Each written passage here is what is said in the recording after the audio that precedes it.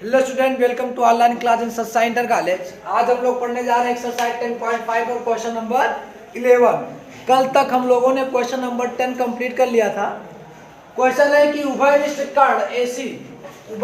कर्ण AC वाले दो समकोण त्रिभुज ABC, एक आपका ABC है और दूसरा कौन सा ADC, मतलब AD और C दोनों समकोण त्रिभुज हैं और इसमें जो AC है वो कर्ण जो है ये उभयनिष्ठ है, अर्थात इस त्रिभुज में भी AC है और इस त्रिभुज में भी AC है ना। ये उभयनिष्ठ बताया गया है।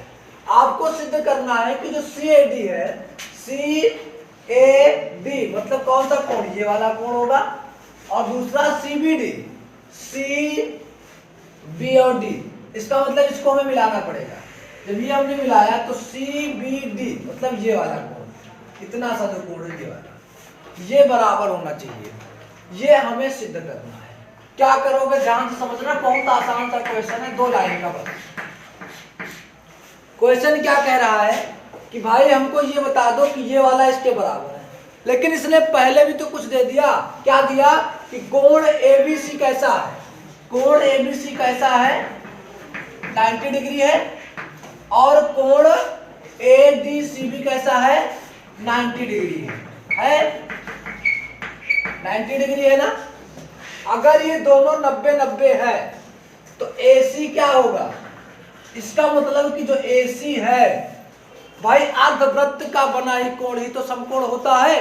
तो अगर हम AC को व्यास मान करके अगर कोई वृत्त खींचे, AC को व्यास मान करके अगर हम कोई वृत्त खींचे इस तरह से, तो वृत्त वो कैसा होगा, वो तुम्हारे C मतलब कि B और D से होकर के जाएगा कि नहीं जाएगा। अगर AC को अगर हम व्यास मान करके कोई वृत्त खींचे तो वो B और D से होकर के जाएगा, क्योंकि B और D को यदि हम जोड़े तो 90-90 180 और चक्रीय चतुर्भुज के ही सम्मुख कोणों का योगफल 180 अंश होता है। इसका मतलब ABCD क्या है, एक वृत्त के परिधि पर स्थित है।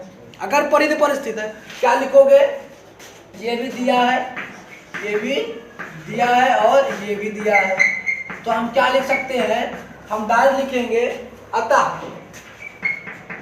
AC व्यास मानकर खींचा गया वृत्त बिंदु B व D से होकर के जाएगा, बिंदु B व B से D व B से होकर जाएगा, अगर ये जाएगा तो भैया CD क्या होगी, एक जीवा होगी, है ना। CD क्या होगी, जीवा होगी, होकर जाएगा। अतः CD जो होगी एक जीवा होगी, एक जीवा होगी। अगर CD एक जीवा होगी तो CD अगर जीवा है तो ध्यान से समझना, इसी CD से ये परिधि पर कोण बना है और इसी CD से भी ये भी परिधि पर कोण बना है, अर्थात दोनों कैसे हैं, एक ही वृत्तखंड के कोण है ना। इसलिए भैया क्या होगा, कोण CAD बराबर होगा किसके, कोण CBD के, कोण CBD के। क्यों बराबर होगा, लिखोगे एक ही वृत्तखंड के कोण, एक ही वृत्तखंड के कोण क्या होते हैं, बराबर होते हैं। ये हमारा हो गया प्रूफ, क्योंकि हमको ये तो सिद्ध करना था ना। तो भाई अरे आसान सा क्वेश्चन था, अगर 90-90 दिया तो वास्तव में चक्कर चतुर्भुज होगा, ऐसे भी लिख सकते थे भाई, सम्मुख कोणों का योगफल 180 है, अतः चतुर्भुज ABCD क्या होगा, चक्र चतुर्भुज होगा।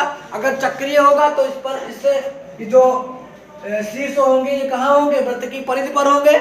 अगर परिधि पर होंगे तो भाई CD जीवा होगी, अगर जीवा होगी तो एक ही वृत्तखंड के कोण क्या होते हैं, बराबर होते हैं, है ना। इस प्रकार से भी इस क्वेश्चन को हम कर सकते थे।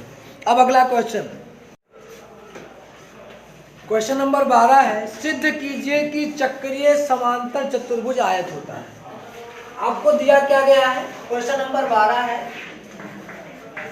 ये दिया है कि सिद्ध कीजिए चक्रीय समांतर चतुर्भुज। मान लेते हैं कि इस वृत्त में एक समांतर चतुर्भुज है। कैसा है? एक समांतर चतुर्भुज है और इस समांतर चतुर्भुज में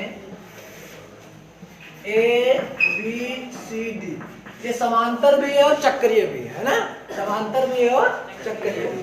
तो दिया क्या है? चतुर्भुज ए बी सी डी कैसा है? एक चक्रीय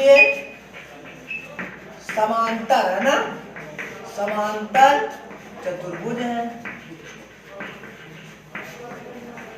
ठीक है, चक्रीय समांतर चतुर्भुज है। आपको सिद्ध क्या करना है? सिद्ध करना है कि चतुर्भुज ए बी सी डी क्या है? एक आयत है। एक आयत, ये आपको सिद्ध करना। ध्यान से समझना मेरी बात। समांतर चतुर्भुज और आयत, किसी भी समांतर चतुर्भुज को आयत सिद्ध करने के लिए हम केवल उसका एक कोण, चाहे कोण ए, चाहे कोण बी, चाहे कोण सी, चाहे कोण डी, अगर 90 सिद्ध कर दे, क्योंकि आयत का प्रत्येक कोण 90 का होता है। आयत की समभुज भुजाएं बराबर होती है, समांतर चतुर्भुज की भी समभुज भुजाएं बराबर होती है। तो एक चीज तो पहले से बराबर है। हमें एक कोण अगर 90 सिद्ध कर ले तो इसका मतलब ये चतुर्भुज कैसा हो जाएगा? ये आयत हो जाएगा। किसी समांतर चतुर्भुज का यदि एक कोण 90 होता है तो वह चतुर्भुज आयत होता है। तो हम क्या करेंगे? ध्यान दो, उपपत्ति करते हैं। भाई समांतर चतुर्भुज के समभुज कोण बराबर होते हैं तो इसमें कोण बी कोण डी के बराबर होना चाहिए, नहीं होना चाहिए? होना चाहिए। कोण बी बराबर कोण डी, कोण बी बराबर होगा कोण डी। क्यों बराबर होगा? क्योंकि चतुर्भुज ए बी सी डी क्या है? एक समांतर चतुर्भुज है ना, समांतर चतुर्भुज है। ठीक। दूसरा,